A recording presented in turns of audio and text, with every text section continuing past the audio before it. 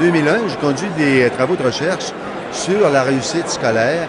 D'une manière plus précise, je m'intéresse à toute la problématique des facteurs sociaux qui conditionnent la réussite scolaire. C'est un livre de documentation, un livre qui présente la réalité des jeunes collégiens d'aujourd'hui, une espèce de portrait sur l'ensemble de ce qu'ils sont, leur réalité, leurs aspirations, leur système de valeurs, leur mode de vie, leur rapport à la société, leur rapport au monde de l'éducation, ce qu'ils sont bien au cégep, aussi leur relation avec leurs parents, leur type de réseau social. Bref, voyez, un ensemble qui permet de tracer, au fond, un portrait, je dirais, générationnel de ce que sont les cégepiens d'aujourd'hui.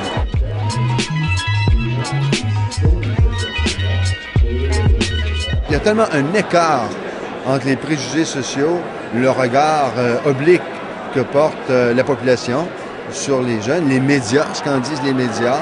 À les entendre, on aurait l'impression que c'est une génération de paresseux, d'incultes, qui n'ont aucune motivation, surtout pas pour les études, qui sont asservis au monde de la consommation, du divertissement, bref, qui n'ont aucun intérêt pour les études. Alors que c'est tout le contraire quand on leur donne la parole, quand on documente aussi cette réalité-là.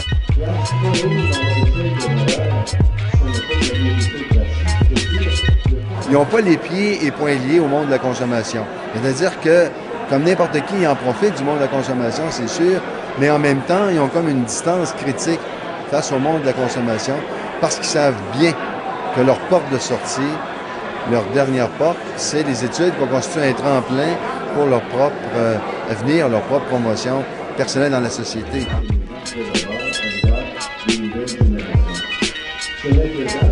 Il y a 72 % des jeunes qui travaillent en même temps qu'ils étudient, les jeunes collégiens. C'est un phénomène inédit parce que si on recule dans les années 70, il y avait à peine 17 % de jeunes qui travaillaient en même temps qu'ils étudiaient. Alors, d'autres termes, plus on avance dans le temps, plus la part du travail rémunéré occupe un espace central au détriment des études.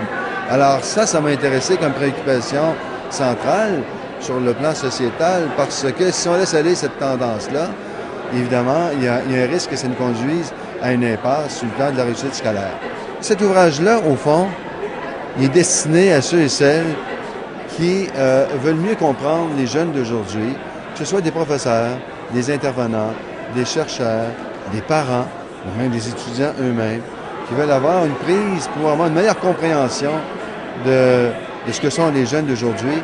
Alors ce livre-là leur est destiné parce que il fait une espèce de radiographie dans, je dirais, dans différents pans de la réalité des cégepiens, de ce qu'ils sont, de leurs aspirations.